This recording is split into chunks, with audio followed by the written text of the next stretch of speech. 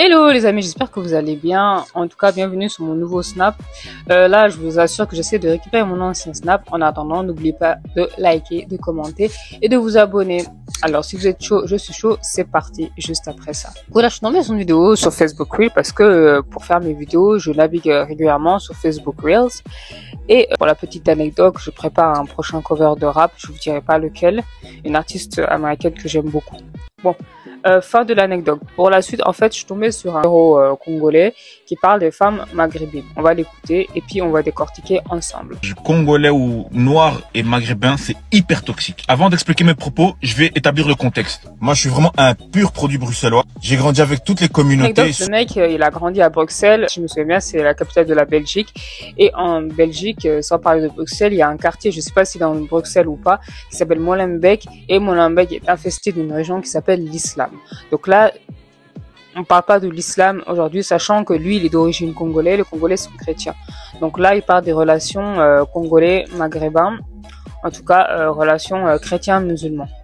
Et autour de moi, tu vois, il y a plein de Congolais comme ça, tu vois, qui sont mariés avec des Maghrébines. Donc, croyez-moi, j'ai eu le temps, vraiment, et l'expérience d'étudier vraiment le sujet. Premier point, il y en a beaucoup.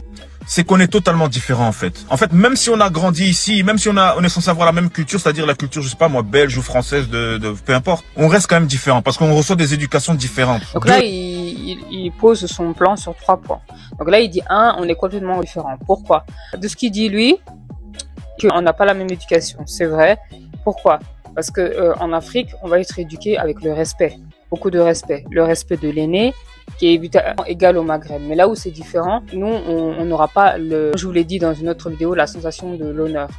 On sera pas là à défendre notre honneur ou quoi que ce soit. Nous, on s'en fout, on recherche la paix, être bien avec les gens, s'entendre avec les gens, s'entendre avec tout le monde. Là où ils sont chauds, bah justement, c'est sur leur dignité. Tu dois pas toucher, tu peux tout toucher à tous sauf à leur dignité, à leur famille.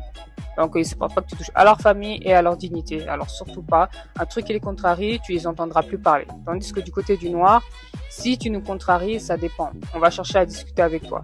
Si ça le fait pas, donc voilà, on va se mettre en retrait. Mais le maghrébin, lui, tu touches à sa dignité, c'est fini, tu n'entends plus jamais parler. Et il peut en parler autour de lui et tout ça, et les gens peuvent te regarder autrement. Et ça, c'est un détail. Vraiment, où on est différent, c'est sur le thème de la dignité, qui est différent entre nous sur la dignité et la famille. Eux, ils sont prêts à tout pour défendre la famille, même aller jusqu'à la mort. Et nous, c'est totalement différent. On protège nos familles, mais autrement. Voilà, on va plus chercher à la discussion, peace and love, quitte à s'embrouiller un peu avec notre famille. 3. Bon, là, ça devient un peu piquant. Pour moi, après, ça ne regarde que moi. J'ai l'impression que les femmes maghrébines se mettent avec des noirs par facilité. En fait, l'homme noir est un peu plus facile, tu vois. Là où elle aura peut-être plus de difficultés avec l'homme maghrébin, par exemple, qui va l'empêcher de sortir, qui va l'empêcher d'aller en boîte, de s'habiller de telle ou telle manière. L'homme noir, lui, peut-être qu'il est un peu plus laxiste, tu vois, sur ces sujets-là. En fait, donc, le 3, oui, là où il dit que c'est vraiment intéressant. Donc, d'après lui, les maghrébines se mettent avec... qui me mordit. Ah, ça va aller. Donc, du coup, voilà, il dit que, apparemment, d'après son expérience, que les femmes maghrébines se mettent avec des renois par facilité. Donc, après, il explique pourquoi. Donc, moi, je sais que nous, on va plus préférer que ce soit femme maghrébine ou femme noire.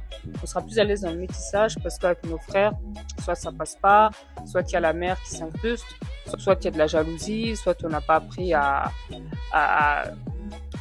s'entraider sans que la mère intervienne. Il y a beaucoup de choses. L'émancipation. Et en parlant d'émancipation, j'ai déjà eu des cas où c'était limite un stratagème. Suivez-moi. Donc en gros, tu te maries avec un Renoir parce que c'est plus facile. Et comme ça, ça te permet d'avoir une porte de sortie, tu vois, de sortir du cocon familial et être libre finalement. Que moi, j'ai déjà vu des cas où, par exemple, une Maghrébine, elle voulait très vite se marier avec un Renoir, très vite le mariage et tout ça. 1 an de mariage, elle a divorcé pour une connerie. Du coup, après, hop, elle peut prendre son appartement, tranquille. C'est une femme divorcée, elle vit sa best life. Donc, voilà. Là, une petite anecdote, justement, il parle de la comédienne Samia Orozeman, qui est très connue, hein. Elle s'habille en noir africaine et tout.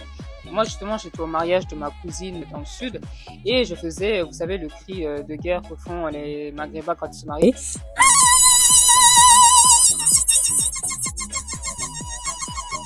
Et justement, je l'ai fait au mariage. Et donc, du coup, il y a un Maghrébin qui me dit arrête. Je me suis dit, mais pourquoi il dit arrête?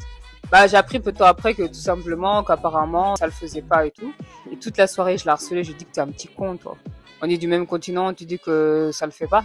Et je dis pas que les Maghrébins sont racistes envers les Noirs, mais il y a aussi ce petit truc-là, qu'on est différent, donc on va se critiquer les uns les autres parce que justement, on est de cultures différentes, on est de tempéraments différents. Restons objectifs, c'est pas une généralité non plus. Je suis pas contre le métissage non plus. Juste que dans ce type de métissage-là, il y a de quoi se poser des questions. Je vais vous donner un exemple. Hein. C'est comme l'humoriste là, je pense que elle s'appelle Samia Orozman ou quelque chose comme ça. À une femme comme ça, bon, je sais pas si elle est mariée, mais qu'est-ce que tu vas lui dire si elle se marie avec un Renoir? Tu vois que c'est normal, tu vois qu'elle embrasse la culture, elle s'habille déjà comme une femme africaine. Comme... En fait, qu'est-ce que tu vas lui dire? Que tu vois en fait que même la culture lui parle. Mais bien souvent, malheureusement, c'est pas le cas. C'est souvent le noir qui va devenir marocain ou maghrébin ou adopter la culture de sa femme plutôt que sa femme. Parce que sa femme ne veut pas. Voilà, donc je pense qu'on a tout dit sur la typologie maghrébine noire, sur le caractère, le tempérament, l'éducation. En effet, tout est différent, mais on est du même continent. Donc c'est pour ça, on se ressent, on se respecte et tout ça. Mais le tempérament, l'éducation est différente. Voilà, donc de ce qui se dit, c'est un info ou un tox. Est-ce que vous l'avez vu dans la vie de tous les jours ou il raconte des bobards?